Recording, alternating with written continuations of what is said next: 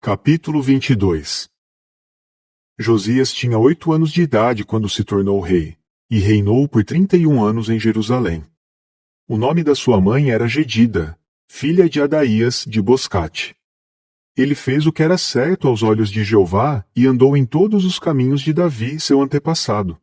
Não se desviou nem para a direita nem para a esquerda. No 18º ano do seu reinado, o rei Josias enviou o secretário Safã, filho de Azalias, filho de Mesulão, à casa de Jeová, dizendo: Vai Ilquias, o sumo sacerdote, e que ele recolha todo o dinheiro trazido à casa de Jeová, que os porteiros recolheram do povo. Que o dinheiro seja entregue aos que supervisionam a obra na casa de Jeová. Eles, por sua vez, o entregarão aos trabalhadores na casa de Jeová, que deverão consertar a casa, isto é, os artesãos, os construtores e os pedreiros. Eles também usarão o dinheiro para comprar madeira e pedras lavradas para o conserto da casa. Mas não se deve exigir deles uma prestação de contas pelo dinheiro que está sendo entregue a eles, porque são de confiança. Mais tarde, Ilquias, o sumo sacerdote, disse a Safã, o secretário: Achei o livro da lei na casa de Jeová. Então Ilquias deu o livro a Safã, que começou a lê-lo. E Safã, o secretário, foi ao rei e lhe disse: Seus servos recolheram o dinheiro que havia na casa e o entregaram aos que supervisionam a obra na casa de Jeová. Safã, o secretário, disse também ao rei: Ilquias, o sacerdote, me deu um livro. E Safã começou a lê-lo perante o rei. Assim que o rei ouviu as palavras do livro da lei, rasgou a sua roupa. Então o rei deu a seguinte ordem a Ilquias, o sacerdote, a Aicão, filho de Safã, a Aquibor, filho de Micaías, a Safã, o secretário, e a Asaías, servo do rei: Vão, consultem a Jeová por mim, pelo povo e por todo Judá, a respeito das palavras deste livro que foi achado. Pois o furor de Jeová, que se acendeu contra nós, é grande, visto que os nossos antepassados não obedeceram às palavras deste livro, nem fizeram tudo o que está escrito para nós. Assim, Ilquias, o sacerdote, Aicão, Aquibor, Safã e Asaías foram até Uda, a profetisa. Ela era esposa de Salum, que era encarregado do vestiário e filho de Tiquivá, filho de Arás. Ela morava em Jerusalém, na cidade nova, e ali eles falaram com ela. Ela lhes disse: Assim diz Jeová, o Deus de Israel: Digam ao homem que os enviou a mim. Assim diz Jeová: Trarei sobre este lugar e seus habitantes uma calamidade, todas as palavras do livro que o rei de Judá leu. Visto que eles me abandonaram e fazem fumegar sacrifícios a outros deuses para me ofender com todo o trabalho das suas mãos, o meu furor se acenderá contra este lugar e não se apagará. Mas vocês devem dizer o seguinte ao rei de Judá, que os mandou consultar a Jeová. Assim diz Jeová, o Deus de Israel: No que se refere às palavras que você ouviu, visto que o seu coração foi receptivo e você se humilhou perante Jeová quando ouviu o que falei contra este lugar e os seus habitantes, que ele se tornaria um motivo de terror e objeto de maldição, e você rasgou a sua roupa e chorou diante de mim, eu o ouvi, diz Jeová. É por isso que eu o reunirei aos seus antepassados, e você descansará em paz na sua sepultura, de modo que os seus olhos não verão toda a calamidade que trarei sobre este lugar. Então eles levaram a resposta ao rei. Capítulo 23. Então o rei mandou convocar todos os anciãos de Judá e de Jerusalém.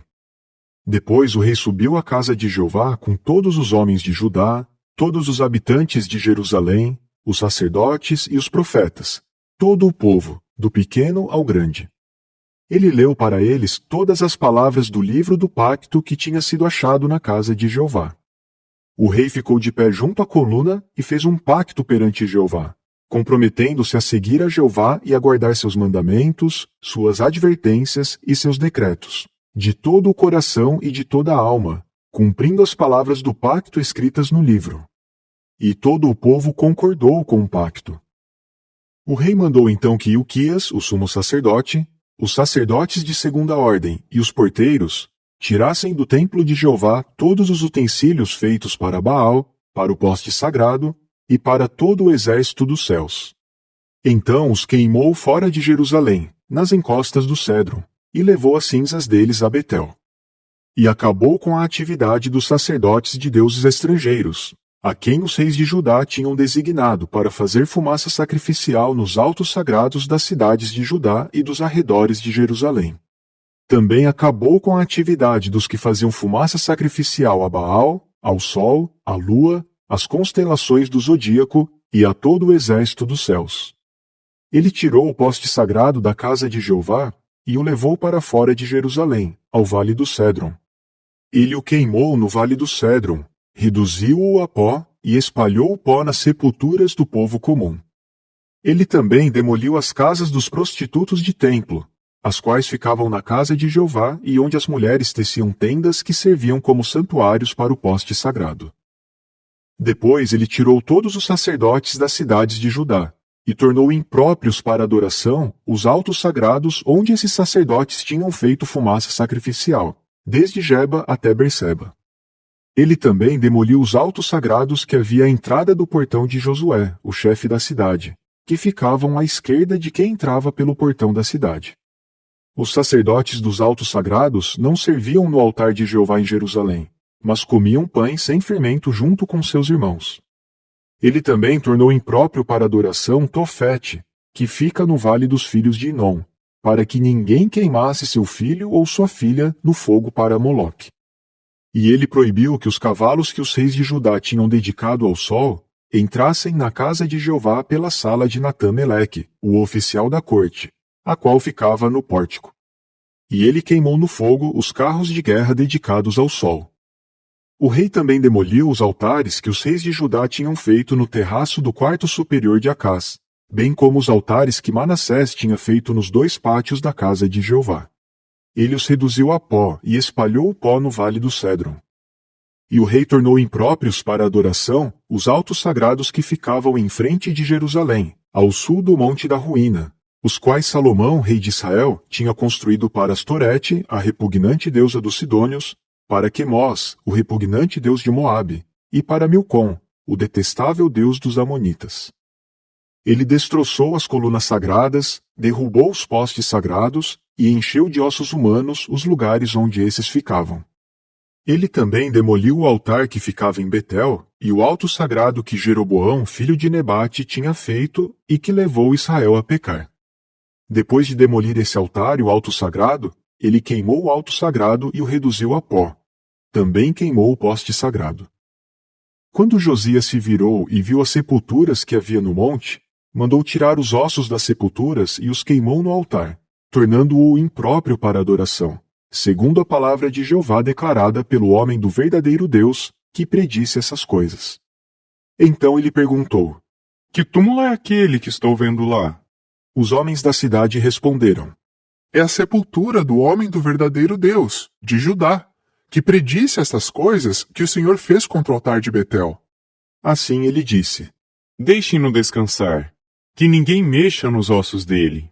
Portanto, não mexeram nos ossos dele, nem nos ossos do profeta que tinha vindo de Samaria.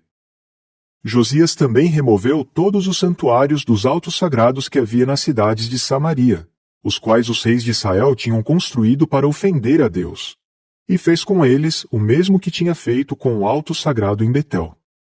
Assim, ele sacrificou nos altares todos os sacerdotes dos altos sagrados que estavam ali e queimou neles ossos humanos. Depois voltou para Jerusalém. O rei ordenou então a todo o povo: Celebrem a Páscoa para Jeová, seu Deus, conforme está escrito neste livro do pacto. Nenhuma Páscoa como esta tinha sido realizada desde os dias em que os juízes julgavam Israel, nem durante todos os dias dos reis de Israel e dos reis de Judá. Mas no 18º ano do rei Josias, essa Páscoa para Jeová foi realizada em Jerusalém.